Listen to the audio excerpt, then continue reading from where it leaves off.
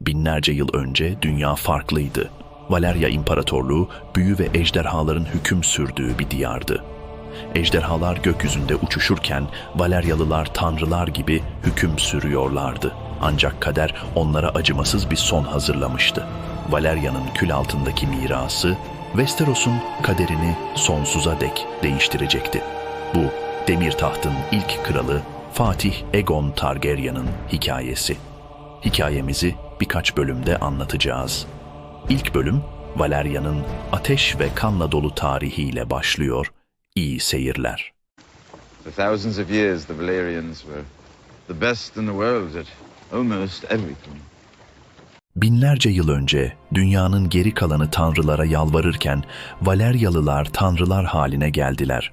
Sihir mi yoksa saf irade mi bilinmez.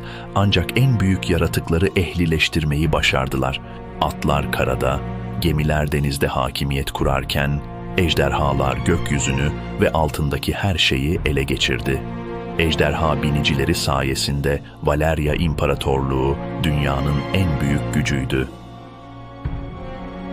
Valerya binlerce yıl boyunca hüküm sürmüş, kültür ve güç merkezi olarak dünyayı şekillendirmişti. Ejderhalar gökyüzünü kapladığında ateşleri dünyaları yakıyordu. Ancak Valerya'nın gururu onun sonunu getirecekti. Doğaya karşı olan saygılarını kaybettiler ve ejderha ateşinin gücünü kullanarak dünyayı ezmeye çalıştılar. Doğa her zaman olduğu gibi kendi gücünü hatırlattı. Volkanlar uyandı, ateş ve duman gökyüzünü kapladı. Volkanik patlamalar, dağların çökmesiyle şehir küle dönüştü. They held each other close and turned their backs upon the end. The hills that split asunder and the black that ate the skies. The flames that shot so high and hot that even dragons burned would never be the final sights that fell upon their eyes. O zamana kadar ateşin kendisi sanılan ejderhalar bile yandı. O ihtişamlı Valerya İmparatorluğu bir anda kül yığınına dönüştü. Doğa kimin tanrı olduğunu onlara acı bir dersle hatırlatmıştı. Valerya kıyametinden 12 yıl önce Aenar Targaryen kaderden kaçmayı başardı. Rivayetlere göre kızı rüyasında Valerya'nın yıkılışını gördü. Bu sayede Aenar ailesini terk edilmiş, unutulmuş bir adaya götürdü. Artık dünyada kaybolmuş sanatlarla oradaki küçük bir karakolu Ejderha Kayası'na dönüştürdü.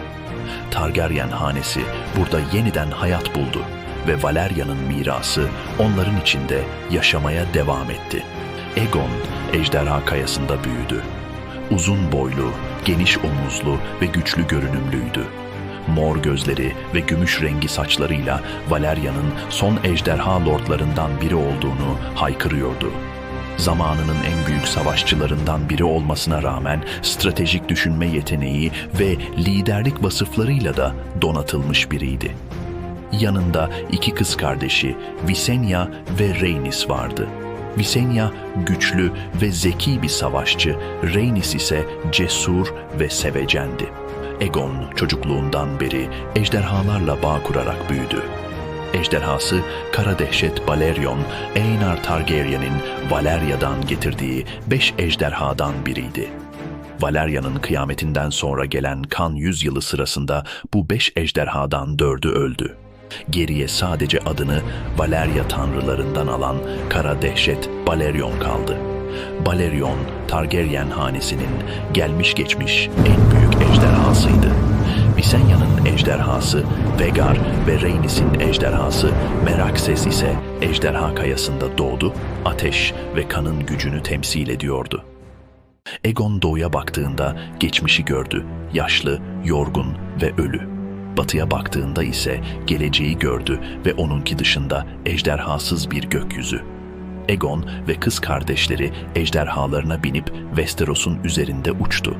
Döndüklerinde ise Aegon gördükleri önemli nehirleri, dağları, kaleleri bir masaya oydurtarak Westeros şeklinde çok büyük bir masa yaptırdı. Bu onun kişisel haritası olacaktı ve onun 7 krallığı yönetmesindeki arzusunun ilk işaretiydi.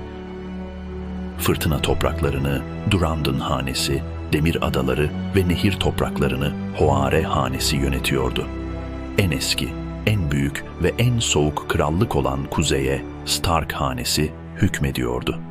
Altın madenleri sayesinde en zengin olan krallık Lannister hanesinin elindeydi.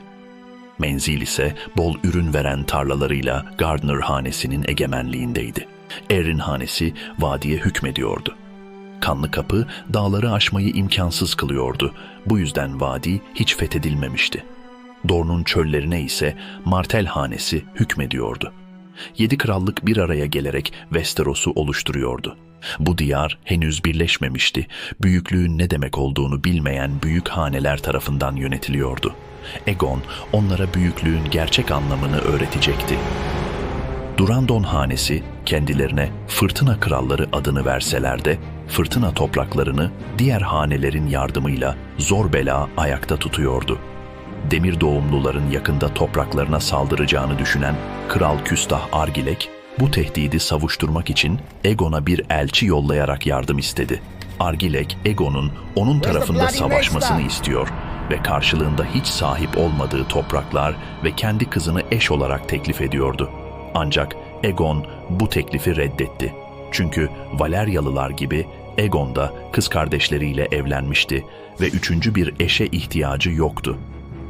Aegon, Prenses Durandon'u en yakın arkadaşı ve üvey kardeşi Orys Baratheon ile evlendirmeyi önerdi. Bu sayede müttefik olacaklarını belirtti. Bu teklifi iletmesi için bir elçi gönderdi. Argilek bir kutu ve bir not ile cevap verdi. Notta senin piçinin evleneceği anca bunlardır yazıyordu ve kutuda Aegon'un elçisinin elleri vardı. Aegon böyle bir bahaneyi ne zamandır bekliyordu. Ordusu yelken açmaya hazırlanırken 7 krallığın her birine bir kuzgun yolladı ve onlara bugünden itibaren Westeros'ta sadece bir kral olacağını ilan etti. Aegon'a diz çökenler yaşayacaktı, geri kalanlar ise ejderhaların kudretiyle tanışacaktı. Aegon, Karasu Nehri'nin ağzında karaya çıktı ve tartışmalı topraklarda bir kale kurdu.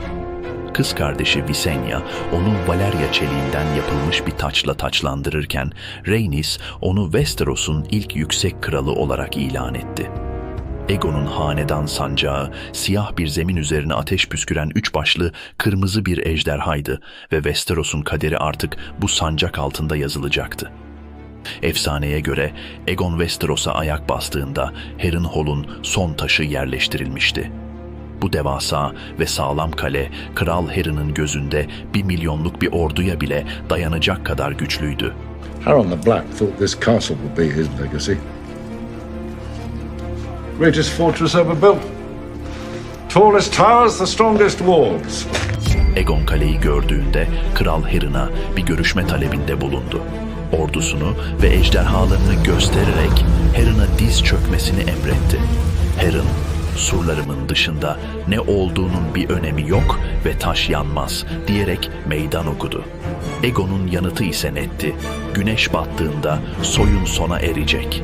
Aegon ejderhası Balerion'la birlikte gökyüzüne yükseldi ve surların üzerinden kaleye saldırdı.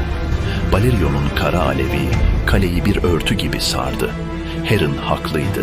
Taşlar yanmıyordu ama insanlar kül oluyordu. Taş yanmıyordu ama Balerion'un ateşiyle taşlar akkora dönüşüyordu. Dünyanın en büyük kalesi, dünyanın en büyük fırınına dönüşmüştü. Aegon verdiği sözü yerine getirmişti. What kind of fire melts stone? Dragonfire. Kale soğuduğunda Aegon harabeye dönmüş, Harrenhal'e girdi ve düşmanlarının erimiş kılıçlarını gördü. Bu kılıçları toplattı ve kendi kalesine gönderdi. Harrenhal, dünyanın en büyük kalesiydi. Ama ejderha ateşi karşısında hiçbir şey değildi. Fatih Aegon'un yolculuğu henüz başlamıştı. Bir sonraki bölümde Ateş ve Kan'ın hikayesi devam edecek. Hikayenin devamını kaçırmamak için abone olmayı unutmayın.